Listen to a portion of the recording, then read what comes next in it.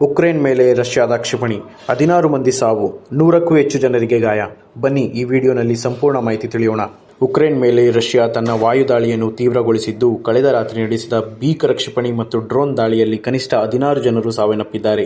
100ಕ್ಕೂ ಹೆಚ್ಚು ಮಂದಿ ತೀವ್ರವಾಗಿ ಗಾಯಗೊಂಡಿದ್ದು, ಮೃತರ ಸಂಖ್ಯೆ ಮತ್ತಷ್ಟು ಏರಿಕೆಯಾಗುವ ಸಾಧ್ಯತೆ ಇದೆ ಎಂದು ಉಕ್ರೇನ್ ಅಧಿಕಾರಿಗಳು ತಿಳಿಸಿದ್ದಾರೆ. ರಷ್ಯಾ ಸೇನೆಯು ಸುಮಾರು 600 ಡ್ರೋನ್ಗಳು ಮತ್ತು 16 ಬ್ಯಾಲಿಸ್ಟಿಕ್ ಹಾಗೂ ಕ್ರೂಸ್ ಕ್ಷಿಪಣಿಗಳನ್ನು ಬಳಸಿ ಉಕ್ರೇನ್ನ ವಿವಿಧ ನಗರಗಳನ್ನು ಗುರಿಯಾಗಿಸಿಕೊಂಡು ಈ ದಾಳಿ ನಡೆಸಿದೆ. ಇದು ಕಳೆದ 2 ವಾರಗಳಲ್ಲಿ ನಡೆದ ಅತ್ಯಂತ ದೊಡ್ಡ ಪ್ರಮಾಣದ ವೈಮಾನಿಕ ದಾಳಿ ಎಂದು ಹೇಳಲಾಗಿದೆ. ರಾಜಧಾನಿ ಕೈವ್ನಲ್ಲಿ 12 ವರ್ಷದ ಮಗು ಸೇರಿದಂತೆ 4 ಸಾವನ್ನಪ್ಪಿದ್ದಾರೆ.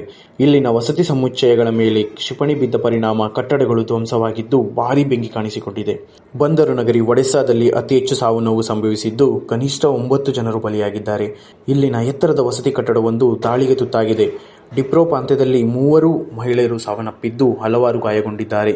ಈ ಭೀಕರ ದಾಳಿಯನ್ನು ಉಕ್ರೇನ್ ಅಧ್ಯಕ್ಷ ವೊಲೊಡಿಮಿರ್ ಝೆಲೆನ್ಸ್ಕಿ ತೀವ್ರವಾಗಿ ಖಂಡಿಸಿದ್ದಾರೆ. ಇಂತಹ ನಾಗರಿಕ ಹತ್ಯೆಗಳನ್ನು ಸಾಮಾನ್ಯವೆಂದು ಪರಿಗಣಿಸಲು ಸಾಧ್ಯವಿಲ್ಲ. ರಷ್ಯಾದ ಮೇಲೆ ಅಂತಾರಾಷ್ಟ್ರೀಯ ಒತ್ತಡ ಹೆಚ್ಚಾಗಬೇಕು ಮತ್ತು ಉಕ್ರೇನ್ಗೆ ವಾಯು ರಕ್ಷಣಾ ವ್ಯವಸ್ಥೆಗಳ ನೆರವು ತುರ್ತಾಗಿ ಸಿಗಬೇಕು ಎಂದು ಅವರು ಜಾಗತಿಕ ಸಮುದಾಯಕ್ಕೆ ಮನವಿ ಮಾಡಿದ್ದಾರೆ. ಮತ್ತೊಂದೆಡೆ ಉಕ್ರೇನ್ ತನ್ನ ತೈಲ ಸಂಸ್ಕರಣಾಗಾರಗಳ ಮೇಲೆ ನಡೆಸಿದ ದಾಳಿಗೆ ಪ್ರತೀಕಾರವಾಗಿ ಈ ಕಾರ್ಯಾಚರಣೆ ನಡೆಸಲಾಗಿದೆ ಎಂದು ರಷ್ಯಾದ ರಕ್ಷಣಾ ಸಚಿವಾಲಯ ತಿಳಿಸಿದೆ. ಧನ್ಯವಾದಗಳು. ಈ ವಿಡಿಯೋ ಇಷ್ಟ ಆಗಿದ್ದಲ್ಲಿ ಲೈಕ್ ಮಾಡಿ, ಸಬ್ಸ್ಕ್ರೈಬ್ ಮಾಡಿ.